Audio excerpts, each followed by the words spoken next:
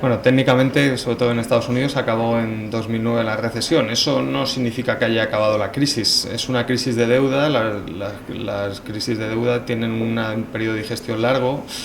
Lo que necesitas es crecer mucho durante mucho tiempo para volver a estabilizar esa deuda y que vuelva a un nivel sostenible, que las familias, que las empresas, que los estados y que los bancos puedan pagar, ¿no? Por lo tanto, estamos en esa fase y lo que hemos visto es que parece que en países desarrollados se ha estabilizado mejor. Ahora estamos viendo mucha tensión en emergentes donde también hay mucha deuda, sobre todo en China y en algunos países.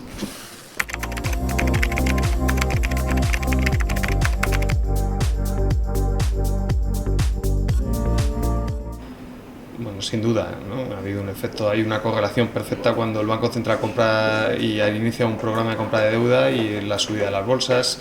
En los índices de Shiller y del Premio Nobel de Economía dan sobrevaloración de las bolsas y sobre todo en Estados Unidos, por lo tanto tiene mucho que ver con lo que vayan a hacer los bancos centrales. Ha habido una corrección bastante intensa este año, ¿no? Desde máximos y vamos a ver, ¿no? O sea, que aún así, pero evidentemente que lo que hagan los bancos centrales va a ser determinante para la renta variable.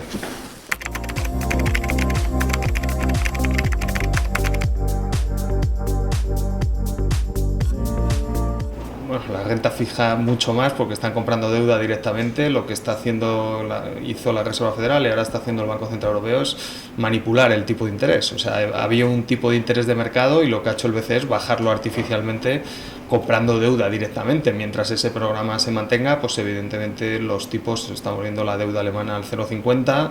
Cuando el Banco Central, como ha pasado en Estados Unidos, deja de comprar, pues evidentemente la curva empieza a poner una posición más normal. Aún así, en Estados Unidos lo que estamos viendo son tipos que siguen en mínimos históricos porque un bono y una renta fija te protege de la inflación. Entonces, mientras no haya inflación en el mundo, no vamos a ver tipos de interés altos. En los países donde hay inflación, como en Brasil, pues vemos tipos altos. En los países como Estados Unidos, Europa, donde no hay inflación, pues los tipos seguirán bajos.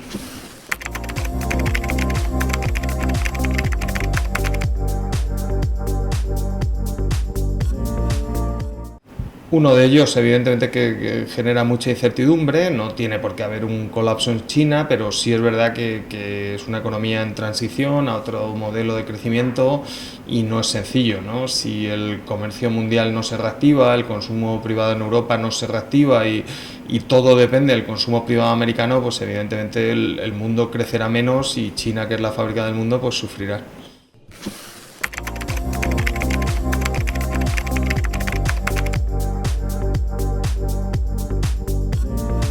Nadie lo sabe, ¿no? Sí es verdad que parece que había una sobrevaloración de los precios de las materias primas, porque ¿no? Que ha habido cambios en la demanda mundial, no justifica esta caída que hemos visto.